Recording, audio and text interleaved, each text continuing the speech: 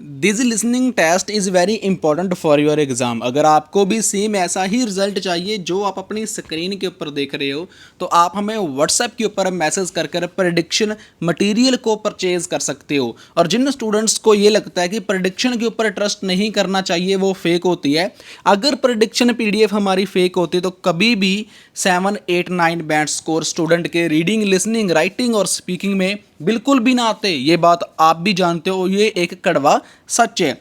इसके अलावा आपको एवरी प्रूफ देखने को मिलेगा मेरे इंस्टाग्राम पेज के ऊपर, जिसका नेम है आईएलएस वाला इंडिया। हमारे नाम के ऊपर काफ़ी फेक पेजेस भी बन चुके हैं, लोग काफ़ी फ्रॉड भी कर रहे हैं। प्लीज़ उनसे बच के रहें। हमारा एक ही पेज है आईएलएस वाला इंडिया, जो स्क्रीनशॉट आप लेफ्ट साइड देख रहे हो। If you need good prediction material, good band score, then you can drop me message on my WhatsApp for upcoming exam prediction. Part 1, Part 2, Part 3, and Part 4. Now look at Part 1. Part 1. You are going to hear an orientation talk. First, you have some time to look at questions 1 to 5.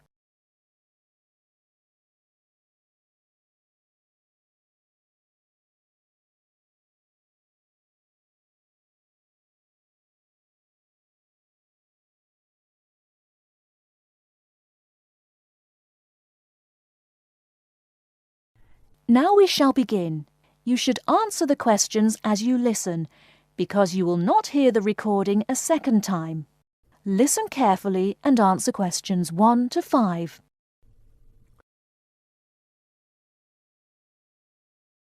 Welcome to Orientation Week. Today I am here with the captain of our school's women's gymnastics team. Her name is Elizabeth Rain, and she is a fourth-year student. I hope you can all see her as an example of a responsible student and athlete, a role model for everyone. Hi, Elizabeth. Thank you for stopping by our Orientation Week. Thank you for having me. Welcome to our university, everyone. If there are any of you thinking about joining our school's athletic program, I would strongly encourage you to do it. Being a part of the gymnastics team has been one of my best experiences during my time at this school. It has taught me so much about teamwork and friendship, and has even taught me how to improve my academics by prioritizing my time. I have some questions that I am sure the students will want to know the answers to as well. First of all, how did you find the time to do well in classes as well as train for gymnastics? Prioritizing is the key. You must be very organized. Every day I wake up and I know what I must do for the day. I plan things in order of importance. For example, if today I have a competition for gymnastics in the afternoon, then I know I have to finish my homework and studying in the morning. In other words, keeping an organized schedule of your priorities is very important. Can you explain to the students a little bit about your study habits? Well, I usually try to take classes that I'm interested in. This way, I have no excuse not to study because I chose the classes out of my own preference. I separate my study time by class. For example, if I have 5 classes for this semester, I will study for 1 class a day from Monday through Friday, and then review for all of them on the weekend. I won't try and study for all 5 of my classes at one time. It is too hard to do that, to remember everything and not feel like you are going crazy. It is very important to focus the time that you set aside for studying. I do not study with the television on. I try to keep away from all distractions, because I find that I learn better that way. But of course, how each individual will study depends on each person. Before you hear the rest of the conversation, you have some time to look at questions 6 to 10.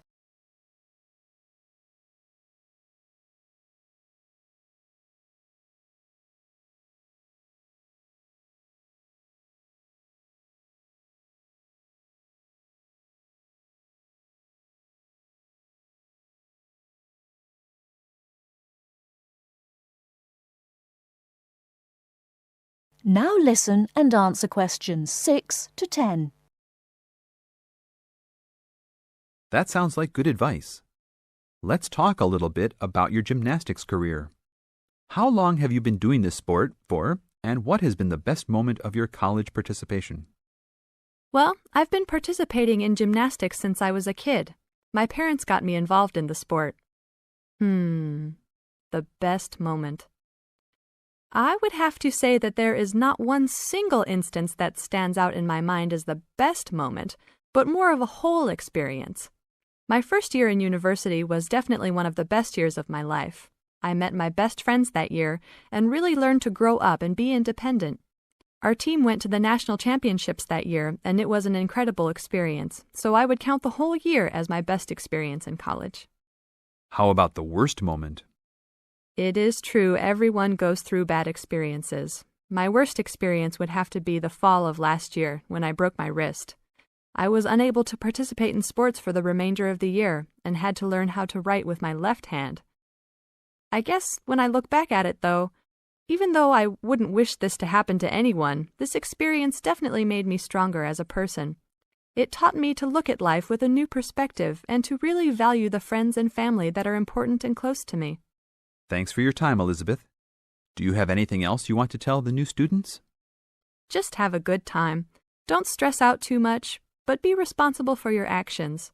Work hard and play hard. That's my motto for life. That is the end of part 1. You now have half a minute to check your answers.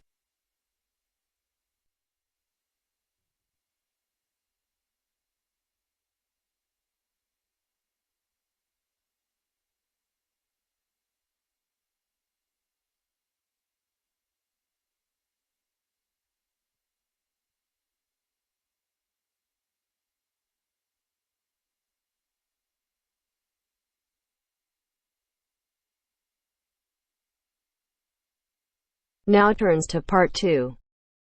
Part 2. You will hear two students discussing the subject of rock art. First, you have some time to look at questions 11 to 17.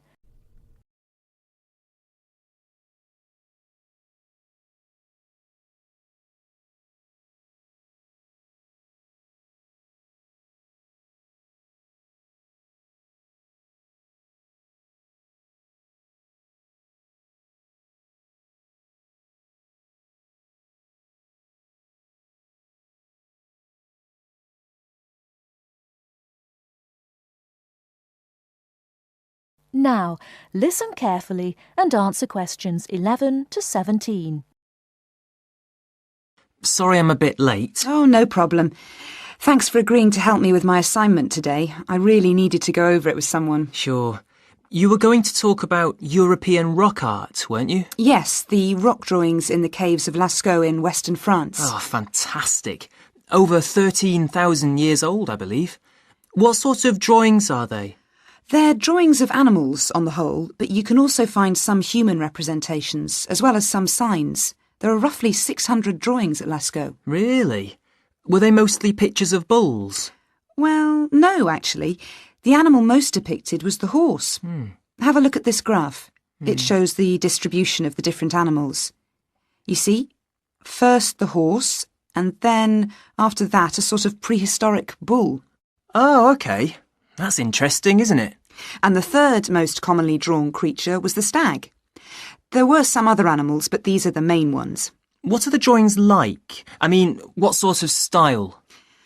Well, the bulls are depicted very figuratively. They're not very realistic. They're very big by comparison to the other drawings of people and signs.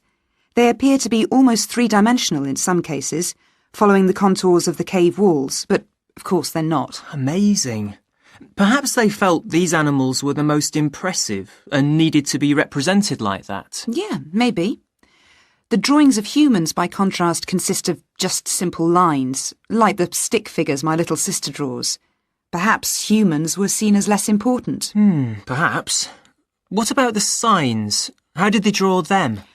There doesn't appear to be much evidence of signs, and those that have been found are usually made up of little points. Rather like Aboriginal art from Australia. Yes, something like that, but not as complex, of course. So, apart from the bulls and horses and stags, were there any other creatures depicted? In one or two chambers you do find pictures of fish, but they're quite rare. What sort of size is the cave? It must be quite large to have that many pictures. Well, it's actually a number of interlinking chambers, really. Here's a map showing where the different drawings can be found. Oh, good. Let's have a look at that. The first 20 metres inside the cave slope down very steeply to the first hall in the network.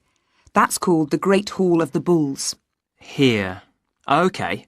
Then, off to the left, we have the Painted Gallery, which is about 30 metres long and is basically a continuation of this first hall. But further into the cave. Exactly. Oh. Then we find a second, lower gallery called the Lateral Passage. This opens off the aisle to the right of the Great Hall of the Bulls. It connects the next chamber with an area known as the Main Gallery. At the end of the Main Gallery is the Chamber of Felines. There are one or two other connecting chambers, but there's no evidence of man having been in these rooms.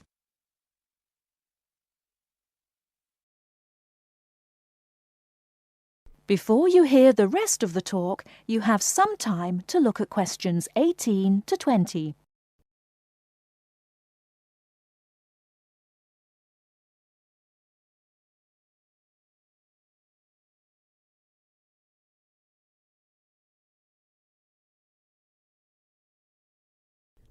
Now listen and answer questions 18 to 20.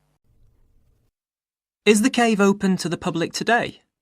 Well, no, because after the initial discovery in 1940, it was opened and literally millions of people came through to see the drawings. Then, in the 50s, the experts started to worry about the damage being done to the drawings, and the government finally closed the Lascaux cave in 1963. Is that so? It wasn't really the tourists that were doing the harm, but the fact that after thousands of years the cave was suddenly open to the atmosphere, and so bacteria and fungi started to destroy the pictures. You need a special permit to enter the cave now, and very few people can get that, unless they're scientists or have some official status. It's a shame, but I can see that they had to do something to protect the cave. So that means you can no longer see this rock art. Well, not exactly. What they've done is recreate the drawings in a man-made cave, which you can visit. Oh, brilliant. Yeah, the authorities decided to reproduce the two best sections of the site, so they've created a life-size copy of the Hall of the Bulls and of the Painted Gallery.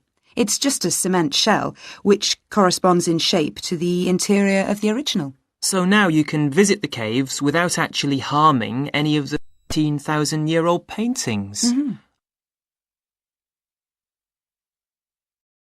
That is the end of part 2. You now have half a minute to check your answers.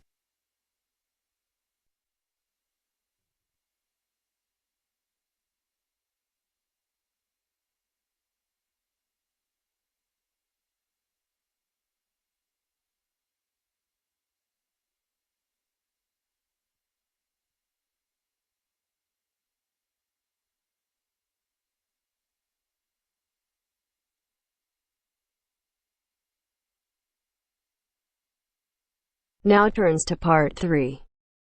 Part 3. You will hear a tutor giving some business students instructions about a finance project. First, you have some time to look at questions 21 to 26.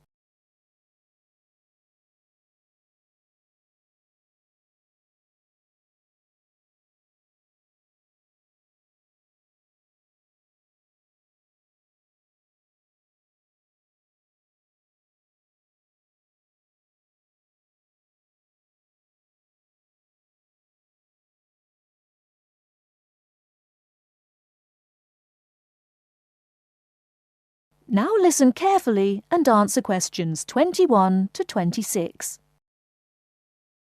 OK, can you quieten down, please? Now, today I'm going to talk to you about your assignment. We've been studying the effects of the exchange rate, so I'm going to give you a project to do on this. Right, can you make some notes while I'm talking? The first thing that I'd like you to do in order to prepare this is to select where you're interested in. I mean, which country, and therefore which currency you're going to be operating in. OK, now the purpose of the project is to make money, and I'm hoping some of you will make a significant amount. So, I want you to suppose that you have £100 that you will have to invest purely in the rises and falls of the exchange system. In other words, you'll be trying to predict rates. This is a project that you'll be doing together, but before you work together, you'll have to go off and research what you need to know about the economy of that country and how well it's doing or is expected to do in the near future. You could all make up a little information sheet with your notes on, clearly legible, because then I want you to get together, we can do that next week, and to go round and read about each other's countries. When you see how well or badly each country is doing, I want you to decide what your exchange rate is going to be against all the other currencies. After that is all sorted, what you're going to do is go round the other students and attempt to sell your money to the others. Remember, this will depend on the success of your country's economy and the rate you fixed for your currency. Now, you're not allowed to just swap currencies with each other, but you may wish to buy from the other countries. But you must do a proper transaction. All the way through this, you must keep your accounts properly for each transaction. I'll give you 1 week to do this, and then we will set a time for the deals to finish, a bit like the stock exchange. And at that point, I will ask you to calculate how much you have made. Is that clear? Before you hear the rest of the talk, you have some time to look at questions 27 to 30.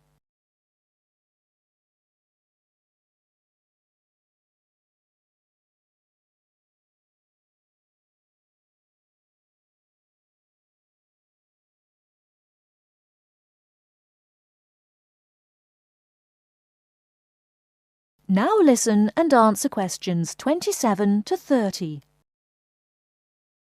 Before you begin that, there are a few things I want you to read up on to prepare. You need to look at the economies of the UK's main trading partners. I don't mean all of them, because that would be over 80, but just the 29 principal ones. There are summaries in the last 3 books on the book list I've given you. And so that you can practice applying the criteria on assessment I gave you, I'd then like you to focus just on one sector across all the countries.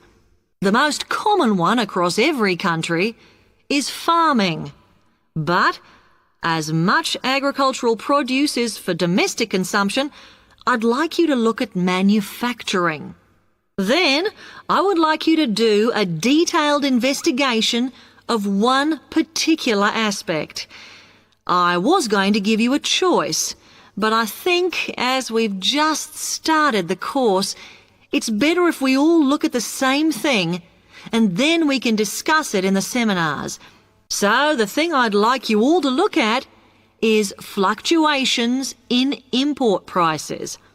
Now, you need to do all that before you start the project, as it will help you assess the economies of the countries you'll be representing in the project. Don't worry, you've got plenty of time. Exam week is December the 8th. Then it's the holidays until January the 6th, so I don't need the project in till February the 5th. Is that okay? Now, any questions on this? Because it That is the end of part 3. You now have half a minute to check your answers.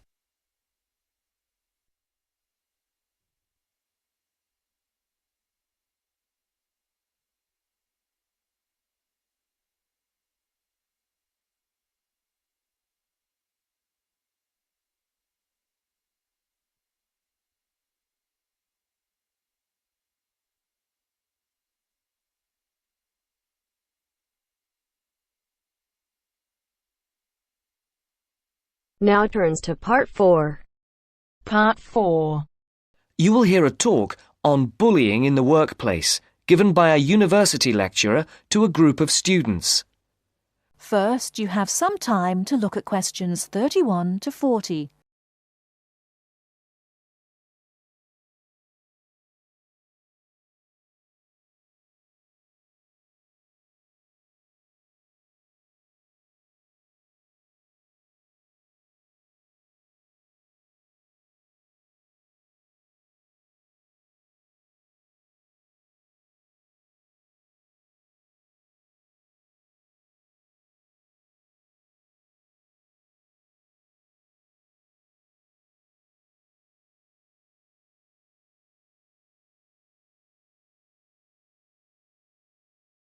Now listen carefully and answer questions 31 to 40. Good morning. My name is Dr. Mervyn Forrest, and I specialize in management techniques and training. I've been invited here today to talk to you about the cost to the economy of bad management. And what I would like to dwell on first is an area that has recently been exercising everyone, and that is coercion in the workplace, or, to put it more simply, bullying. It has been estimated that bullying at work costs the British economy up to £4 billion a year in lost working time and in legal fees. And with the problem apparently on the increase, it is time that managers took on board what is happening. I would like to think that what is perceived as bullying is nothing more than lack of experience, insecurity, or lack of awareness on the part of managers, and not a conscious effort to attack someone. But that is perhaps a case of my being naive or over-hopeful. Before we break up into groups to look at the first task on the handout you've got, I'd like to give you a start with some of the main bullying methods that have been identified so far. Basically, what I'm going to do here is to give you examples of 1 or 2 points. Can you all read the OHP clearly? Yes? Right, off we go. The first item on the list is giving people tasks which managers themselves cannot do and which are therefore impossible to achieve. This is, in fact, a very common strategy used by managers to manage their subordinates. It gives certain people a false sense of security as they watch others failing while they try to achieve the goals set. Another simple bullying technique is constantly moving the goalposts, especially when one's employees are in the middle of a task. This is not bad management, it is just plain stupid. All targets and goals set should be easily achieved within a realistic timescale.